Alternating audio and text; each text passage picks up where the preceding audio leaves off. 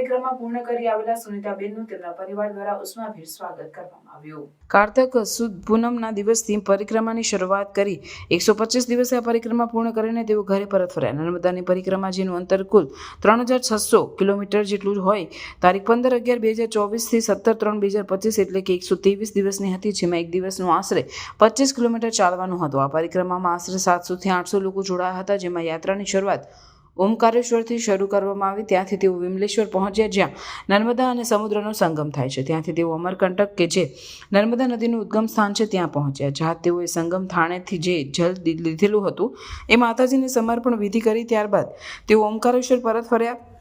ત્યાં ઓમકારેશ્વર મહાદેવને જલ અર્પણ કર્યું તથા માંધાતાની પરિક્રમા કરી અને નર્મદાની જે પરિક્રમા એ પૂર્ણ કરવામાં આવી. નર્મદાની પરિક્રમા જેમાં ધ્યાની, જ્ઞાની, તપસ્વીઓ, સાધુ, સંતો વગેરે માં નર્મદાની પરિક્રમા કરીને પોતાનું જીવન સફળ બનાવે છે. એવામાં માણેજામાં આવેલ આર્યન સોસાયટી ખાતે રહેતા સુનિતાબેન ચંદુભાઈ પાટણવાડિયાએ પણ માતા નર્મદાની પરિક્રમા કરી હતી અને સાધુ સંતોનો સાથ પોતાનો મોંઘા મૂલો સમય સદકાર્યમાં વ્યતીત કર્યો. નર્મદાની પરિક્રમા એટલે ઉદ્ધારના દરવાજા ખોલવા માટેનું એક માર્ગ, જેને સુનિતાબેને પાર પાડ્યું હતું. નર્મદા પરિક્રમાની શરૂઆત 15 નવેમ્બર 2024 કાર્તિક પૂર્ણિમાના દિવસથી અમે શરૂઆત કરી હતી. અને કેટલા કિલોમીટરની હતી? નર્મદાની પરિક્રમા 3500 કિલોમીટરની છે. અને ક્યાંથી ક્યાં સુધી કરી? અમે ઓમકારેશ્વરથી શરૂઆત કરી. ઓમકારેશ્વરથી અમે ગયા વિમલેશ્વર, નર્મદા દરિયાનો જ્યાં સંગમ થાય છે તે પાર કર્યો અને ત્યાંથી પછી અમે સીધા અમરકંટક ગયા. અને અમરકંટક નર્મદાનું ઉદ્ગમ સ્થાન છે, ત્યાં પાણી માતાજીનું જે સંગમમાંથી લઈ ગયા હતા એનું સમર્પણ વિધિ કરી અને ત્યાંથી પછી ઓમકારેશ્વર પાછા આવ્યા અને ઓમકારેશ્વર મહાદેવને જળ ચડાવ્યું, મમલેશ્વર મહાદેવને જળ ચડાવ્યું, માધાનતાની પરિક્રમા કરી અને અમારી નર્મદા પરિક્રમા પૂર્ણ થઈ. અને આ જે નર્મદા પરિક્રમા હતી એ દરમિયાન પરિસ્થિતિ કેવી હતી? પરિસ્થિતિ તો હોય, ઠંડી પડે, પછી પાછળથી અમને ગરમી પણ લાગી, પણ હરેક પરિસ્થિતિમાં અમને મજા આવી ચાલવાની. તમારું નામ? મારું નામ પાટણવાડિયા સુનિતાબેન ચંદુભાઈ.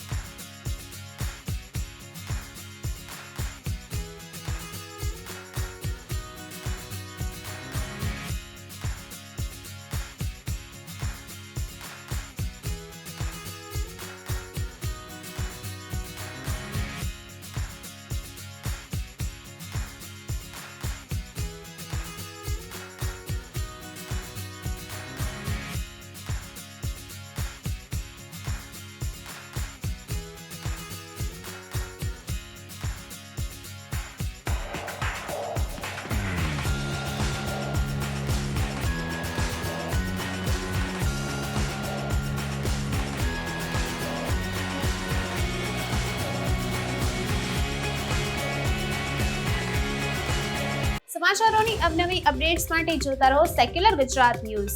સાથે સેક્યુલર ગુજરાત ન્યૂઝ ચેનલને લાઇક, શેર અને સબસ્ક્રાઇબ કરો અને બેલ આઇકોન દબાવીને સમાચારોની ઝડપી માહિતી મેળવો.